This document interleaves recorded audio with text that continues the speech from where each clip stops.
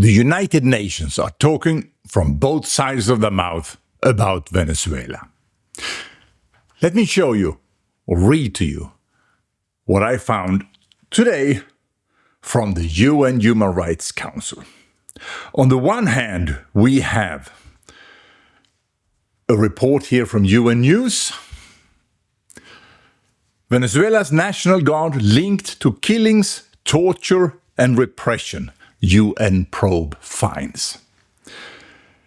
It says here that the independent international fact-finding mission says that the force has played a central role in systematic repression since 2014, entrenching impunity and violating basic rights. It says, quote, "The facts we have documented show the role of the National Guard in a pattern of systematic and coordinated repression against opponents or those perceived as such, which has continued for more than a decade," said Marta Valiñas, the mission's chair.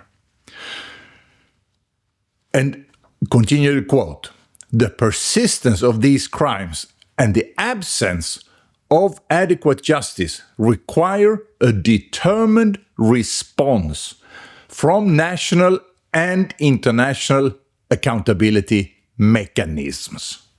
End quote. That's perfectly clear what she's saying.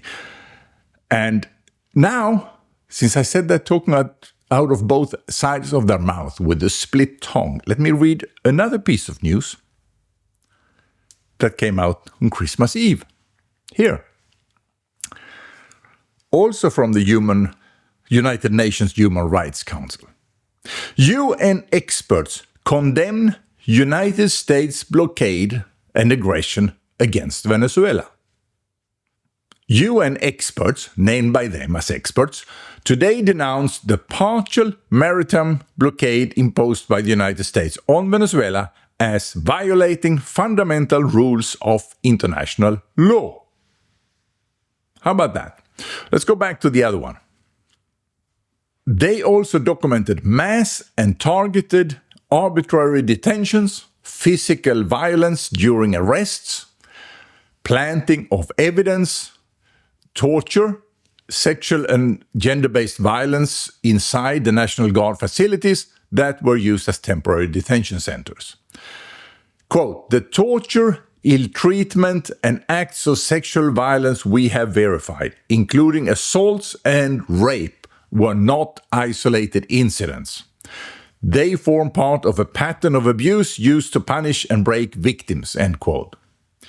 The report found that the National Guard was a central actor in the commission of persecution on political grounds, which is a crime against humanity. So here we have the United Nations Human Rights Council saying that the regime in Venezuela is committing crimes against humanity, and that this has been done since 2014. Essentially, the most important years of these crimes have been 2014, 2017, 2019, and 2024. But if we go back to the other report from the same organization, there they say, quote, "There is no right to enforce unilateral sanctions through an armed blockade," end quote. What is missing here? What is wrong in the head of these people? Obviously, what is wrong is that they don't think with their head. There is something called responsibility to protect. That's a UN convention that says that if a regime is committing crimes against humanity, genocide, if the regime is committing that against its own population, the international community has a responsibility to protect. And here they are saying, black on white, the Venezuelan regime has committed crimes against humanity for over a decade. And they do not do anything about it. And when one country, the United States in this case, comes in and does something about it, then they say, oh, that's a violation of international law. Who are the UN protecting? The United Nations Human Rights Council is protecting the criminals. They are protecting the criminals. I'm going to talk now directly to you who work in the United Nations and who are ambassadors from democratic nations to the United Nations. Your inactivity, your failure to protect the victims of crimes against humanity make you, in essence, complices to crimes against humanity. This is unbearable. It's unbearable that the United Nations take sides for the criminals committing crimes against humanity. And in the case of Venezuela, we in Operación Libertad Venezuela have documented genocide and ethnic cleansing. And the United Nations have the nerve to defend the criminals.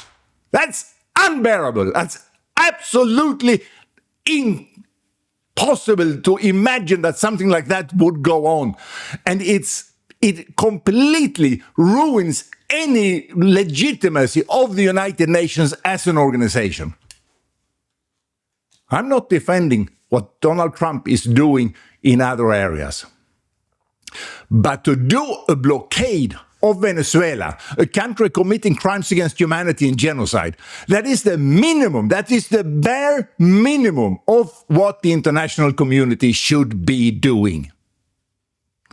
You in the UN should be doing this, but you don't.